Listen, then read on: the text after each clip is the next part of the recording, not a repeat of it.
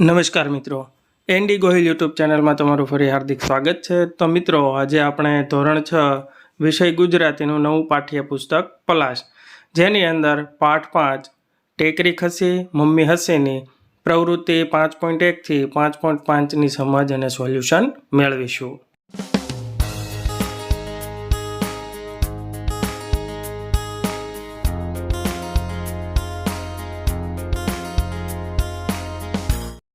પ્રવૃત્તિ નંબર 5.1 આપેલી પરિસ્થિતિને લાગુ પડતા શબ્દ સમૂહ તેની સામે લખો। તમે શા માટે તે જ શબ્દ કે શબ્દ સમૂહ પસંદ કર્યો તેની જૂથમાં ચર્ચા કરો। તો અહીં આપણને કૌંસમાં આળસુનો કે આળસુની પીર, અક્કલની કે નો ઓથમીર, હરખપદુડી, ચમચો કે ચમચી, મૂરખના સરદાર અને હોશિયારનું પૂંછડું જેવા શબ્દ કે શબ્દ સમૂહો આપેલા છે। તો આપણે પાઠ્યપુસ્તકમાં આપેલા વાક્ય મુજબ તેને ઉપયોગ કરવાનો પ્રયત્ન કરીએ। પહેલું વાક્ય છે, વિનુ કુહાડીથી એ જ ડાળ કાપી રહ્યો છે કે જેના પર એ બેઠો છે। તો તેમાં જવાબ આવશે મૂરખના સરદાર। બીજું વાક્ય છે, માહીને ટીવી પર કાર્ટૂન જોવું છે એટલે તે ટીવી સામે ગોઠવાઈ ગઈ છે ને હવે ટીવી ચાલુ કરી આપવા મમ્મીને બૂમ પાડે છે। તો અહીં જવાબ આવશે આળસુની પીર। ત્રીજું વાક્ય છે, મિનીના પપ્પા તેના માટે વાર્તાનું પુસ્તક લાવ્યા ને તે તરત આજુબાજુમાં રહેતી તેની બેનપણીઓને બતાવવા દોડી ગઈ। તો તેનો જવાબ છે હરખપદુડી। ચોથું વાક્ય છે, શિક્ષકે પાટિયા પર રકમ લખી કે બીજી મિનિટે જ ચારુ દાખલો ગણીને જવાબ બતાવવા ઊભી થઈ ગઈ। તો તેમાં જવાબ આવશે હોશિયારનું પૂંછડું। પાંચમું વાક્ય છે, સાયકલના પાછળના પૈડામાં પંક્ચર હોવાથી ચીમન સીટ પર આગળ ઝૂકીને બેઠો। તો તેમાં જવાબ આવશે અક્કલનો ઓથમીર। પ્રવૃત્તિ નંબર 5.2 વાંચો અને વાંચવા માટે કેટલો સમય લાગ્યો તે નોંધો। મિનિટ દીઠ ઝડપ એટલે કે વર્ડ પર સેકન્ડની ઝડપ માપવી। તો શિક્ષક મિત્રો, અહીં આ પ્રવૃત્તિ તમે તમારા વર્ગખંડમાં કરાવી અને દરેક બાળક પાસે પ્રથમ વાંચન, બીજું વાંચન અને ત્રીજું વાંચન એવી રીતે મિનિટ અને સેકન્ડમાં કેટલા શબ્દો વંચાયા એ પ્રવૃત્તિ અહીં આપેલ લખાણ વાંચીને કરાવવાની। પ્રવૃત્તિ નંબર 5.3 આ વાક્યમાં કઈ ક્રિયાઓ થાય છે તે કોના કે શાના પર થાય છે તે ઉદાહરણ મુજબ લખો। તો તેમાં પહેલું વાક્ય છે, ભારતના સાર્વભૌમત્વ, એકતા અને અખંડિતતાનું સમર્થન કરવું અને તેનું રક્ષણ કરવું। તો તેમાં સૌથી પહેલાં ક્રિયા કઈ છે તે દર્શાવવાનું છે। તો તેમાં સમર્થન કરવું અને રક્ષણ કરવું। ત્યારબાદ ક્રિયાનો કરનાર એટલે કે કર્તા કોણ છે તો કે તે બોલનાર વ્યક્તિ। ત્યાર પછી ક્રિયાની અસર ઝીલનાર એટલે કે કોની ઉપર આ કામની અસર થવાની છે તે છે ભારત દેશ।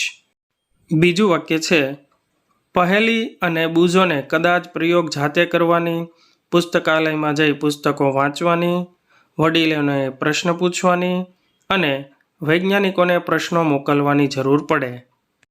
તો તેમાં સૌપ્રથમ જોઈએ ક્રિયાઓ કઈ કઈ થઈ રહી છે તો કે ભાઈ પ્રયોગ કરવાની, પુસ્તકો વાંચવાની અને પ્રશ્નો પૂછવાની। પછી છે ક્રિયા કરનાર કોણ છે તો કે તે પહેલી અને બૂઝો। ક્રિયાની અસર ઝીલનારમાં જાતે, વડીલો અને વૈજ્ઞાનિકો।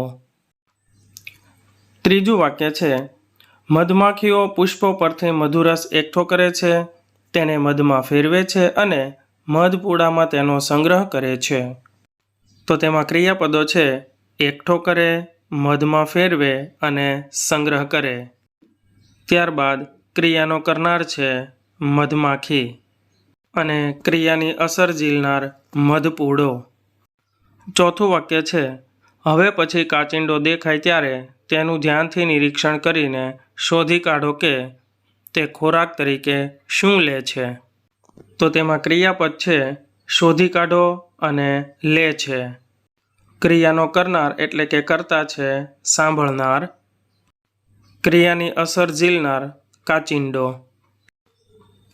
પાંચમું વાક્ય છે, જ્યારે આપણે પ્રવાસે નીકળ્યા હોઈએ ત્યારે આપણે એ જ ખાઈએ છીએ જે આપણે સાથે લીધું હોય અને જે પ્રવાસના સ્થળે ઉપલબ્ધ હોય. તો તેમાં ક્રિયાપદો છે નીકળ્યા, ખાઈએ અને લીધું. ક્રિયાનો કરનાર એટલે કે કર્તા છે બોલનાર વ્યક્તિ અને ક્રિયાની અસર ઝીલનાર આપણે. છઠ્ઠું વાક્ય છે થોડું રૂલાઈ તેને ખેંચી તેના છેડા તરફ જુઓ. તો તેમાં ક્રિયાઓ છે લેવું, ખેંચવું અને જુઓ. ક્રિયાનો કરનાર એટલે કે કર્તા છે સાંભળનાર વ્યક્તિ અને ક્રિયાની અસર ઝીલનાર એટલે કે કર્મ તે રૂ. સાતમું વાક્ય છે આર્યા, અભિમન્યુ અને વિવેક વચ્ચે 3 સમોસા સરખે ભાગે વેચવાના થાય તો દરેકને કેટલું સમોસું મળે તેની ગણતરી કરો. તો તેમાં ક્રિયાઓ એટલે કે ક્રિયાપદો છે વેચવું અને ગણતરી કરવી. ક્રિયાનો કરનાર એટલે કે કર્તા સાંભળનાર વ્યક્તિ, ક્રિયાની અસર ઝીલનાર આર્યા, અભિમન્યુ અને વિવેક. 8મું વાક્ય છે તમારી આજુબાજુમાં ધારો મળીને ખૂણો બનાવતી હોય તેવી 5 સ્થિતિ શોધીને લખો.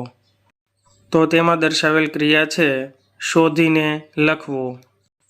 ક્રિયા કરનાર છે સાંભળનાર વ્યક્તિ, અસર ઝીલનાર છે સ્થિતિ. 9મું વાક્ય છે પહેલા બિંદુ સાથે માપપટ્ટીનો શૂન્ય આવે તેમ માપપટ્ટી ગોઠવવી. બીજું બિંદુ 5 આગળ કરી બંને બિંદુ જોડવાથી 5 સેમીનો રેખાખંડ મળશે. તો તેમાં ક્રિયા છે ગોઠવવું, જોડવું અને મળવું. ક્રિયા કરનાર વ્યક્તિ છે સાંભળનાર અને ક્રિયાની અસર ઝીલનાર છે રેખાખંડ. તો મિત્રો અહીંયા આપણને 9 વાક્યો આપવામાં આવ્યા હતા જેની આપણે સમજ મેળવ્યા બાદ કહી શકીએ કે અહીં આપણને ક્રિયાપદ, કર્તા અને કર્મ વિશે માહિતી આપવામાં આવી હતી. પ્રવૃત્તિ નંબર 5.4 મમ્મીએ શીખવેલ ભીંડાના શાકની રેસીપી જયંતિભાઈ ભૂલી ગયા છે. તો જૂથમાં ચર્ચા કરી રેસીપીનો યોગ્ય ક્રમ વર્ગ સમક્ષ રજૂ કરો. આ પ્રવૃત્તિની ચકાસણી તમારા શિક્ષક પાસે નહીં પણ તમારા ઘરમાં જે રસોઈ બનાવતું હોય તેની પાસે કરાવો. તો મિત્રો અહીં આપણને 9 જેટલા ભીંડાના શાક બનાવવાના સ્ટેપ્સ આપેલા છે તેને આપણે ક્રમમાં ગોઠવીશું. તો સૌથી પહેલાં 1 નંબરે આવશે સૌપ્રથમ ભીંડાને પાણીથી ધોઈ નાખો. બીજા નંબરે આવશે સ્વચ્છ કપડાં વડે ભીંડાને લૂછો.